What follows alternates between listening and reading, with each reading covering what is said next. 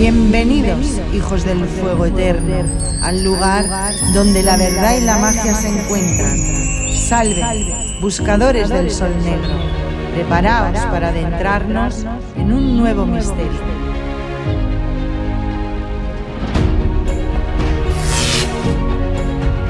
La crónica de Acácor.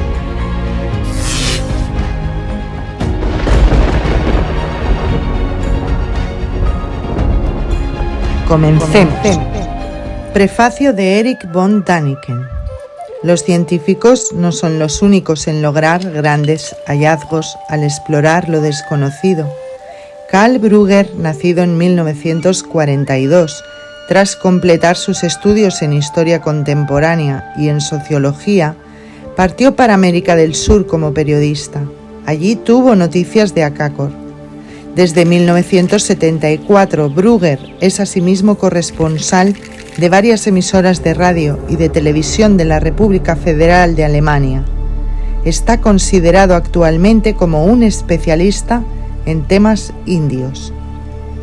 En 1972 conoció en Manaus a Tatun Kanara, el hijo de un caudillo indio. Manaus está situada en la confluencia del río Solimoes y del río Negro, es decir, en la primera mitad del Amazonas. Tatun Kanara es el jefe de las tribus indias Uga Mongulala, Daka y Jaisa. Brugger, concienzudo y escéptico investigador, escuchó la historia realmente increíble que el mestizo le relató.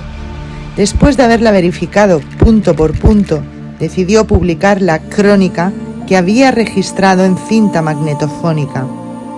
Personalmente no me sorprendo con facilidad, ya que estoy habituado a lo fantástico y siempre preparado para lo más extraordinario, pero he de confesar que me sentí extrañamente conmovido por la crónica de Acácor de Brugger. Nos descubre una dimensión que hará que incluso los escépticos vean que lo impensable es a menudo imaginable. Incidentalmente, la crónica de Acácor se ajusta con precisión a un cuadro que es familiar para los mitologistas de todo el mundo. Los dioses vinieron del cielo, instruyeron a los primeros humanos, dejaron tras de sí algunos misteriosos aparatos y desaparecieron nuevamente en el cielo. Los devastadores desastres que Tatun Kanara describe pueden relacionarse hasta en sus más mínimos detalles con la obra de Immanuel Velikovsky, Worlds in Collision. La historia del príncipe indio que nunca vio los trabajos de Velikovsky y sus extraordinarias descripciones sobre el curso de una catástrofe global mundial e incluso la cronología exacta y precisa son sencillamente asombrosas. Asimismo, la afirmación de que algunas partes de Sudamérica están recorridas por pasadizos subterráneos artificiales no puede sorprender a los expertos. En un libro anterior, yo mismo he afirmado haber contemplado tales estructuras subterráneas con mis propios ojos. La crónica de Acácor proporciona respuesta a muchas de las cosas que tan solo se suponen en otras obras sobre temas similares. Introducción. La Amazonia comienza en Santa María de Belém, a 120 kilómetros de las costas del Atlántico. En el año 1616, cuando 200 soldados portugueses bajo el mando de Francisco Castelo Branco tomaron posesión de ese territorio en nombre de Su Majestad, el Rey de Portugal y España, su cronista lo describió como un fragmento de tierra pacífico y acogedor con árboles gigantescos. Hoy, Belém es una inmensa ciudad con rascacielos, embotellamientos de tráfico y una población de 633.000 habitantes. Constituye el punto de partida de la civilización blanca en su conquista de los bosques vírgenes de la Amazonia. Durante 400 años ha logrado conservar las huellas de su heroico y místico pasado. Ruinosos palacios de estilo colonial y casas de azulejos con enormes portales de hierro dan testimonio de una época notable en la que el descubrimiento del proceso de vulcanización del caucho elevó a Belém al rango de una metrópoli europea. El mercado de 2 plantas del puerto se remonta asimismo a aquel periodo, y en él puede adquirirse todo tipo de cosas: pescado procedente del río Amazonas o del océano, frutas tropicales de dulcísimos olores, hierbas, raíces, bulbos y flores medicinales, dientes de cocodrilo a los que se cree poseedores de propiedades afrodisíacas y rosarios de terracota. Santa María de Belém es una ciudad de contrastes, ruidosas calles comerciales en el centro, pero el mundo de la jungla de la isla Marajó, en un tiempo habitada por una de las grandes civilizaciones que intentaron conquistar la Amazonia, está tan solo a 2 horas de viaje río arriba, en la orilla opuesta. Según la historia tradicional, los marajuaras llegaron a la isla hacia el año 1100 después de Cristo, cuando su civilización se encontraba en su momento culminante, mas cuando los exploradores europeos arribaron, el pueblo ya había desaparecido. Lo único que quedan son hermosas cerámicas, estilizadas figuras que claramente expresan tristeza, alegría, sueños. Parecen querer decirnos una historia, pero ¿cuál? Hasta llegar a la isla Marajó, el Amazonas es una laberíntica red de canales, afluentes y lagunas. El río recorre una distancia de 6.000 kilómetros, nace en el Perú y se precipita por los rápidos de Colombia, cambiando su nombre en cada país por el que atraviesa. De Apurímac a Ucayali y Marañón, de Marañón a Solimoes. Desde la isla Marajó hasta su desembocadura, el Amazonas lleva más agua que ningún otro río del mundo. Una gran lancha motora, el único medio de transporte en la Amazonia, tarda 3 días en llegar desde Belém hasta Santarém, el poblado de importancia más próximo. Resultaría imposible comprender el gran río sin haber viajado en estas lanchas motoras que incorporan la noción amazónica del tiempo, de la vida y de la distancia. Río abajo pueden recorrerse 150 kilómetros por día, no por hora. En esos botes el tiempo se consume comiendo, bebiendo, soñando y amando. Santarém está situada en la orilla derecha del Amazonas, en la desembocadura del río Tapajós. Su población de 350.000 habitantes pasa por una época de fortuna, pues la ciudad es la terminal de la Transamazónica y atrae a buscadores de oro, contrabandistas y aventureros. Aquí floreció una de las más antiguas civilizaciones amazónicas, el pueblo de los Tapajós, probablemente la tribu más numerosa de indios de la jungla. El historiador Geriarte afirmaba que cuando era necesario la tribu podía reunir hasta 50.000 arqueros para una batalla. Sea o no una exageración, los Tapajós eran lo suficientemente numerosos para abastecer a los mercados portugueses de esclavos durante 80 años. Esta orgullosa y antigua tribu no ha dejado nada detrás de sí, salvo especímenes arqueológicos y el río que lleva su nombre. En el recorrido que va desde Santarém hasta Manaus, nos salen al paso ríos, ciudades y leyendas del mundo amazónico. Parece ser que el aventurero español Francisco de Orellana luchó contra las amazonas en la desembocadura del río Namunda. El lago Iazi, el espejo de la luna, queda en la orilla derecha del río, cerca del poblado de Faro. Según la leyenda, en la luna llena, las amazonas se descolgaban desde las montañas cercanas hasta el lago para encontrarse con sus amantes que las aguardaban. Sumergían en el lago unas extrañas piedras que bajo el agua podían amasarse como el pan, pero que en tierra firme eran rígidas y compactas. Las amazonas denominaban a estas rocas muiraquita y se las regalaban a sus amantes. Los científicos consideran a estas piedras como milagros arqueológicos. Son duras como el diamante y están modeladas artificialmente, aunque se ha demostrado que los Tapajós carecían de herramientas para trabajar este tipo de material. El auténtico Amazonas comienza en la confluencia del Solimoes y el Negro. Un bote tarda 20 minutos en alcanzar Manaus, ya que no existen comunicaciones por carretera. Aquí fue donde conocí a Tatún Kanara. La fecha, 3 de marzo de 1972. M, al mando en Manaus del contingente brasileño en la jungla, facilitó el encuentro. Fue en el bar Gracias a Dios, donde por primera vez me enfrenté con el blanco caudillo indio. Era alto, tenía el pelo largo y oscuro y un rostro finamente moldeado. Sus ojos castaños, ceñudos y suspicaces eran los característicos del mestizo. Tatún Kanara vestía un descolorido traje tropical, regalo de los oficiales, como posteriormente me explicaría.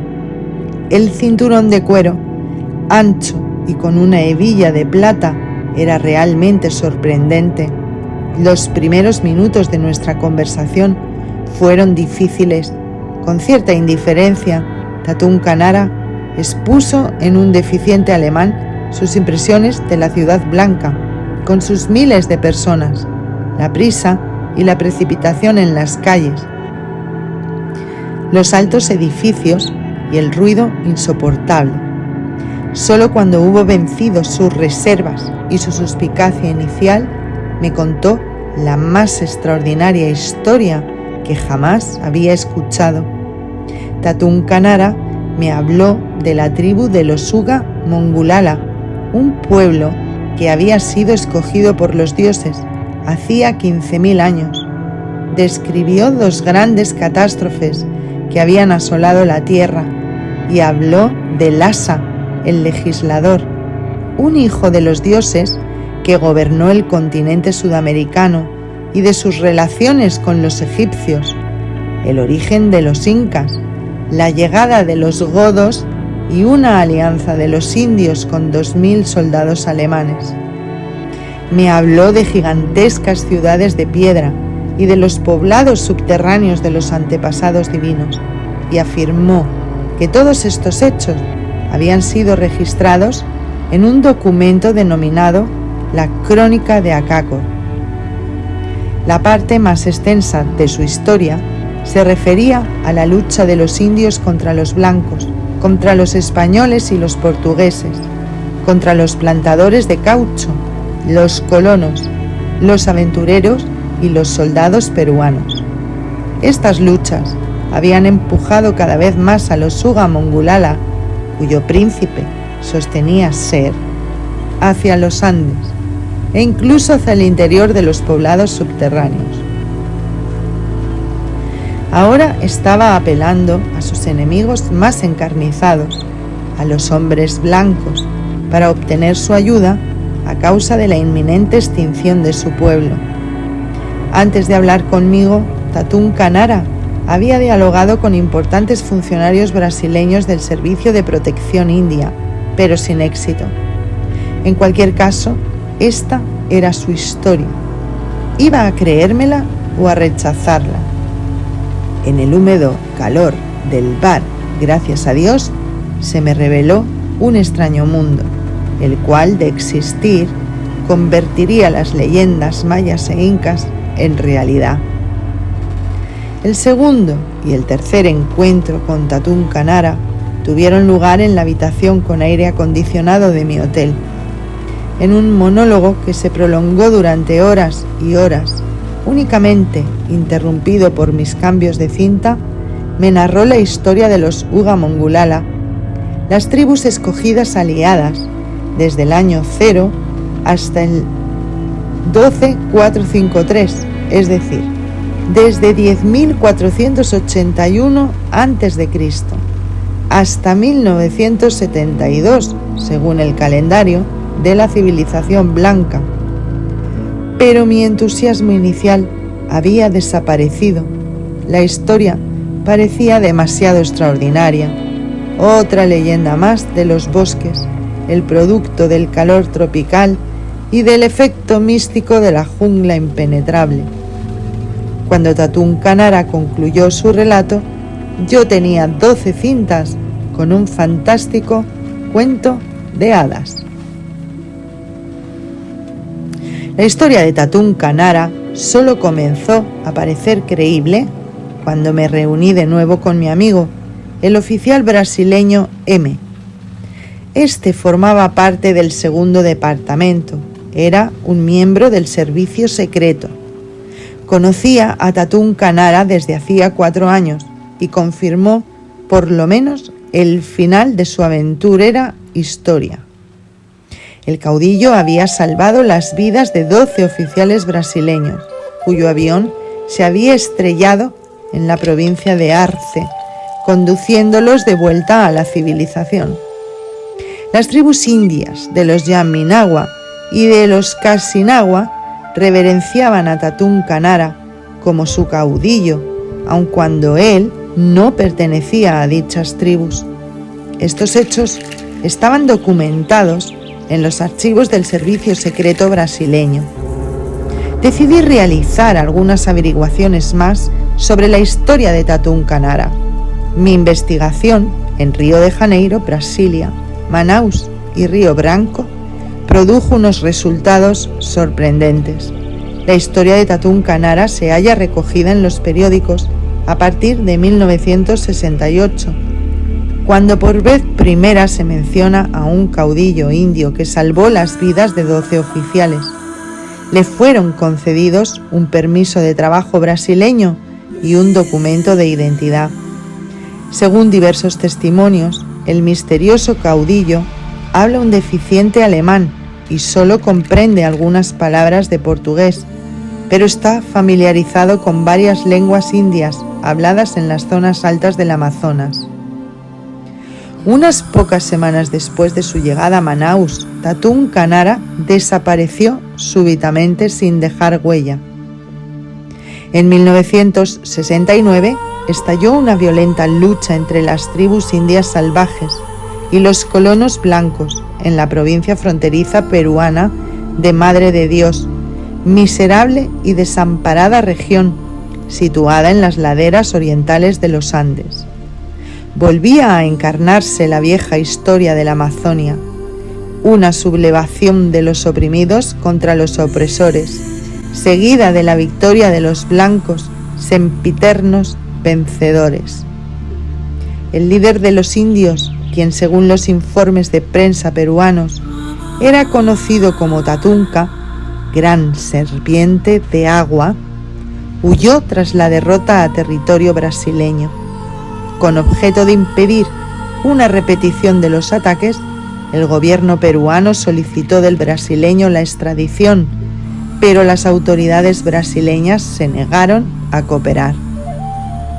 Las hostilidades en la provincia fronteriza de Madre de Dios se prolongaron durante el 70 y 71. Las tribus indias salvajes huyeron hacia los bosques casi inaccesibles, cercanos al nacimiento del río Yaco. A Tatún Kanara parecía habérselo tragado la tierra.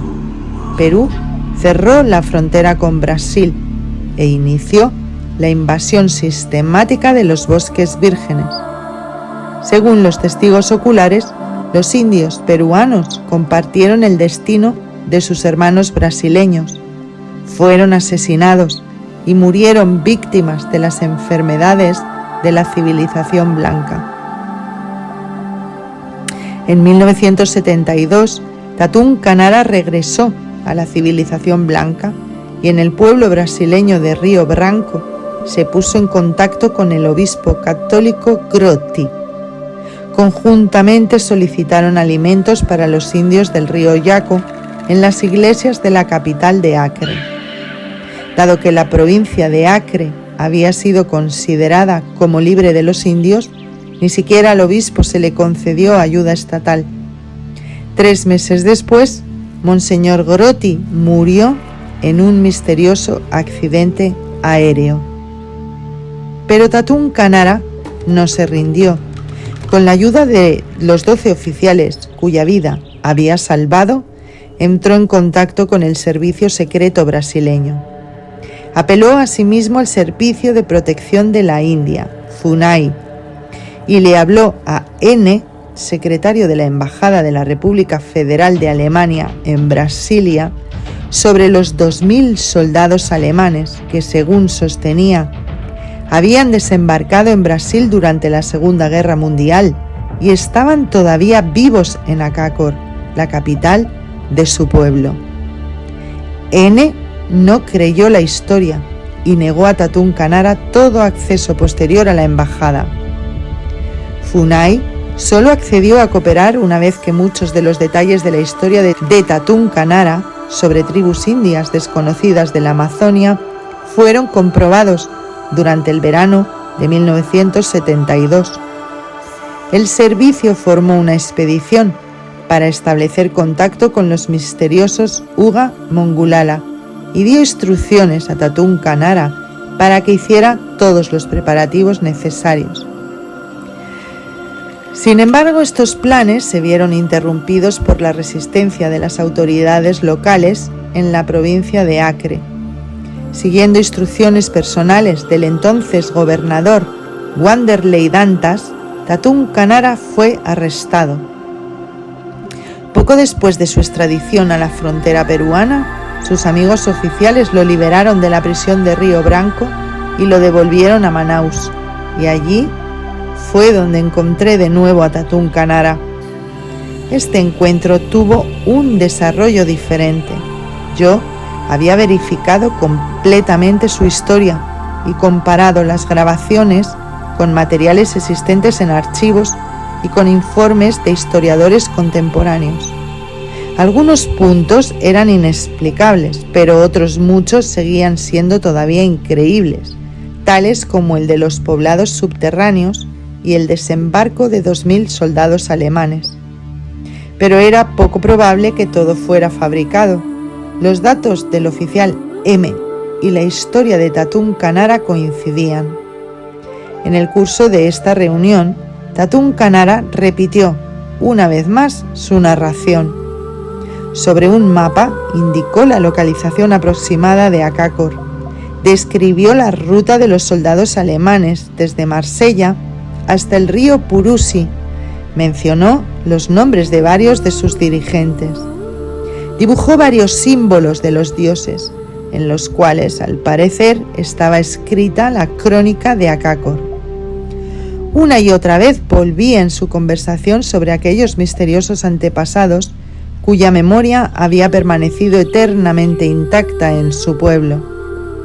Comencé a creer en una historia cuya auténtica incredulidad se convertía en un desafío, y cuando Tatún Canara sugirió que le acompañase a Acácor, acepté. Tatún Canara, el fotógrafo brasileño J. y yo abandonamos Manaus el 25 de septiembre de 1972. Remontaríamos el río Purus hasta donde pudiéramos en un barco alquilado.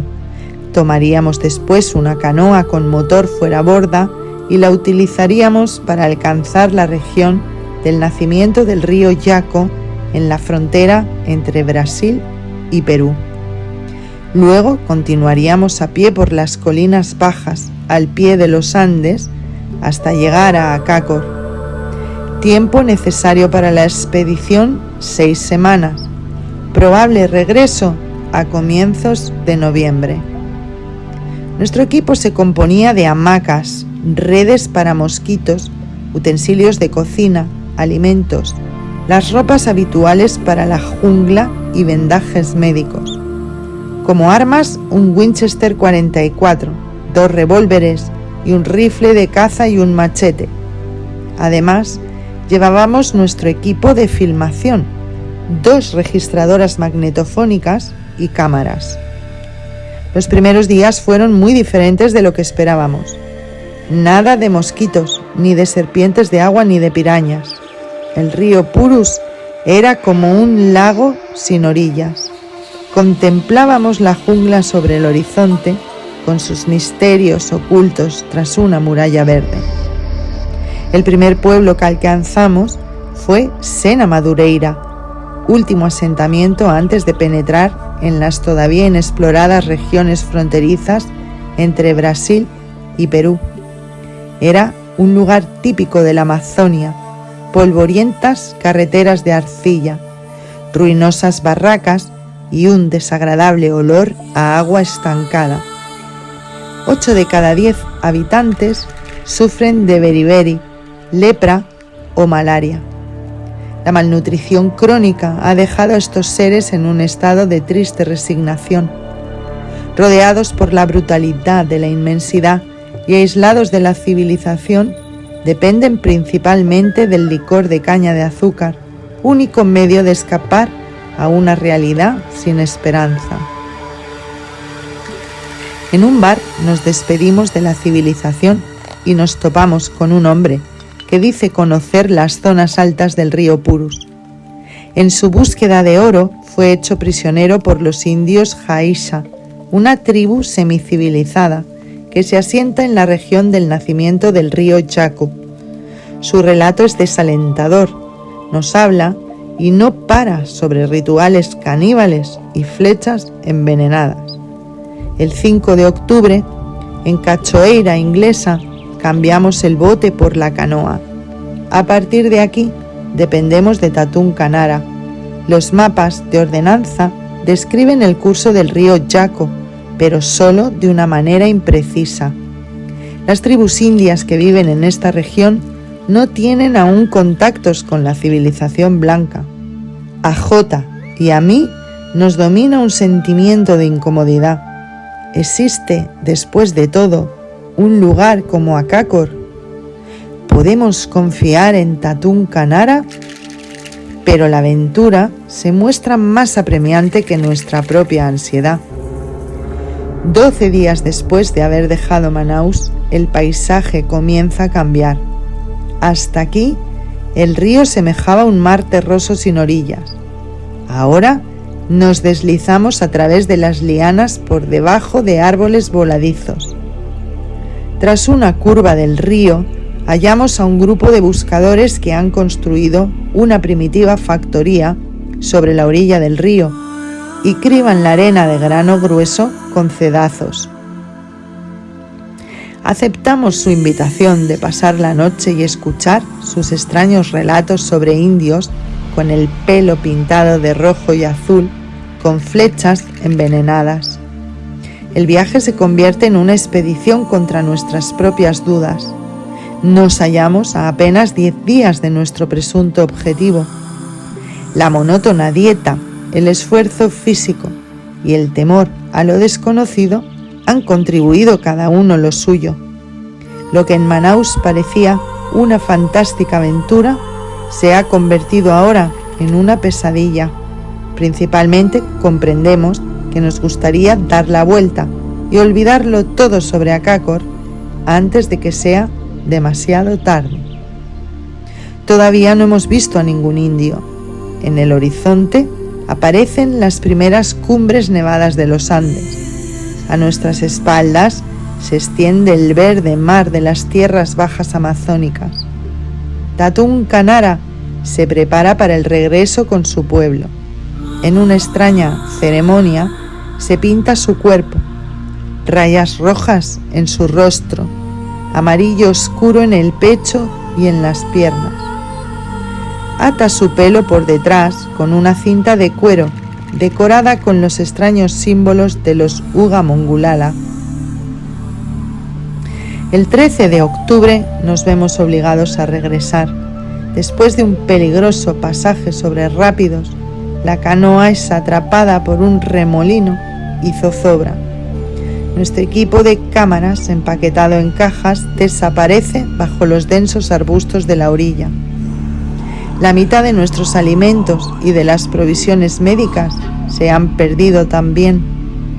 En esta situación desesperada, decidimos abandonar la expedición y regresar a Manaus. Tatún Kanara reacciona con irritación. Se muestra violento y contrariado. A la mañana siguiente, Jota y yo levantamos nuestro último campamento. Tatún Kanara, con la pintura de guerra de su pueblo, cubriéndose únicamente con un taparrabos, toma la ruta terrestre para regresar con su pueblo. Este fue mi último contacto con el caudillo de los Uga Mongulala, después de mi regreso a Río de Janeiro en octubre de 1972. Traté de olvidarme de Tatún Kanara, de Akakor y de los dioses.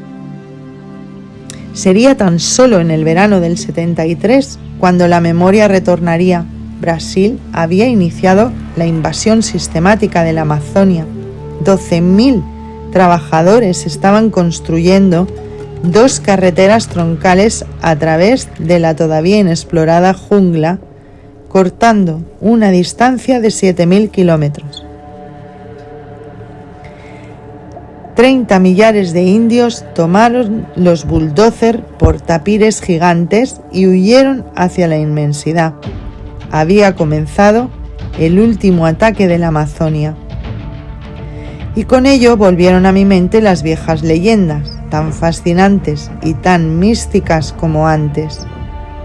En abril de 1973, Funai descubrió una tribu de indios blancos en las zonas altas del río Chingú, y que Tatún Kanara me había mencionado un año antes. En mayo, durante un trabajo de investigación en el Pico da Neblina, los guardias fronterizos brasileños establecieron contacto con unos indios que eran dirigidos por mujeres, lo que también había sido descrito detalladamente por Tatún Kanara.